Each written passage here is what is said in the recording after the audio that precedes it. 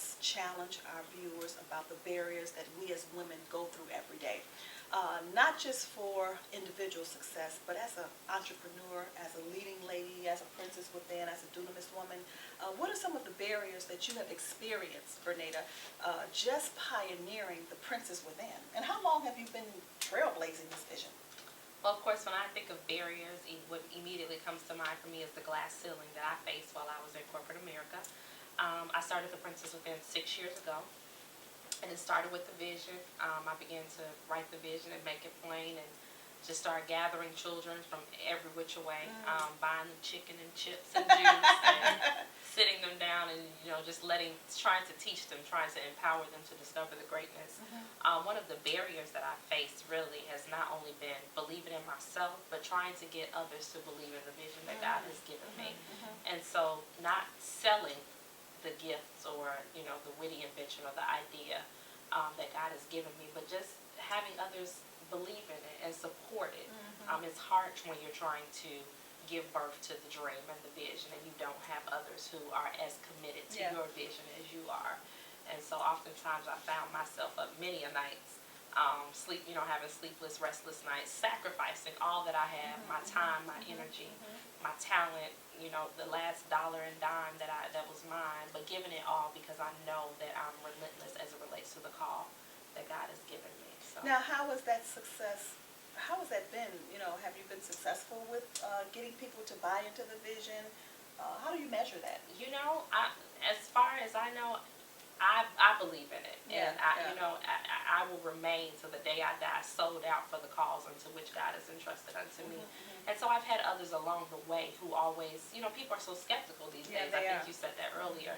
And so although they might see something and they're like, oh, that's good, that's cute, they don't understand the behind the scenes of it. They don't understand, how I walked away from corporate America, how I have turned down so many six-figure salaries to passionately pursue God's purpose for my life. And so as far as I'm concerned, it's been successful because success to me is not measured by the dollar amount. Success to me is not measured by the number of people that you have attached to you. Success to me is measured primarily by the lives that have been impacted. And so if I see one young girl on the street and I can tell her, stand tall, little brown girl, little white girl, little red girl, you will be somebody. You don't have to become a victim of your circumstances.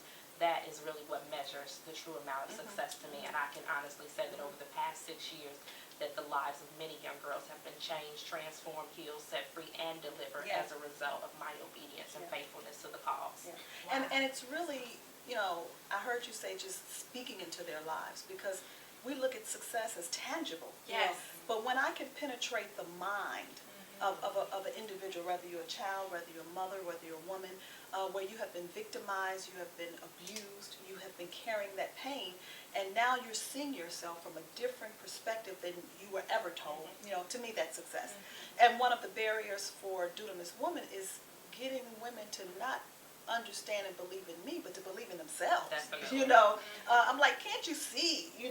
But they have been so victimized, and life challenges have dealt them some cards that, as a strategic life coach, if we teach them how to, you could deal with this, you could take this hand, and you could take whatever hand was dealt to you, and you can still have great outcomes.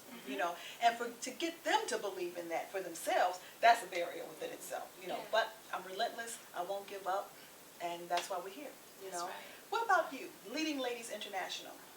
Well, I have to say that this barrier is just truly just being faithful, faithful to your call. I've been an entrepreneur for 10 years now. When I left my job, and the only job that I ever had, I was there for 2.5 years. I remember that day so vividly that I said, I know that I'm not supposed to be here, but I realized that the opportunities that I did have were very important to where I am today. And while I went through that journey, it wasn't until probably about 3 years ago that I really truly understood my purpose, and that while I was an entrepreneur, that I could have multiple businesses, and that it was very possible. But of course, you talk to your inner circle of people consisting of your family and friends who all know traditional jobs, accountants and attorneys, and we all need them, and I think they're very important to the kingdom. But that wasn't my purpose, and that wasn't something that I enjoy. I knew that I was a visionary. I knew that I was a trailblazer. I knew that. And it's funny because as I was listening here, when I was like 6 years old, I remember telling my father, I want to be this, this, and that. He said, you can't do all of that. Yeah. And so, believe it or not, when we talk about speaking life, at that very young age, I didn't believe that. So there was a part of me that said, okay, maybe I'm supposed to just have this job, work here, and that's it. But I share this all the time that no matter what, if you're not operating your purpose, you're not going to sleep well. You won't find that peace that you're looking for and that joy because there's a hole that's missing. And so when you fill that hole up with purpose and drive and determination, you now understand that it's not about the quantity, but it's truly about, people being delivered and people being, their souls being healed. And so because you said that thing to that person, it allowed for them to go to the next level and speak life into them. And while it may not seem, we can't really look at what's black and white. We have to truly believe what the word says. Yes. Because that's important. And so while we have to be careful about who we share those visions with. Yeah, we do. We have to be, and I think that's a barrier that many of us face, and we don't realize it. But you think your inner circle is the circle you need to share, but really, ultimately, the wisdom comes by reading the Word of God. It does. So for that, I think we should really, one of my barriers that I've learned, and because I am a talker, and that's what I love to do. For real, girl. For real. And I realized that that was something that God had forced me to say, while you busy talking, I'm requiring you to start to listen and observe and come to me.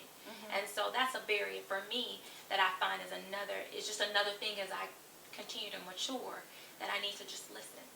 And I think that we really all have to be cognizant of one major barrier, and that is what people think.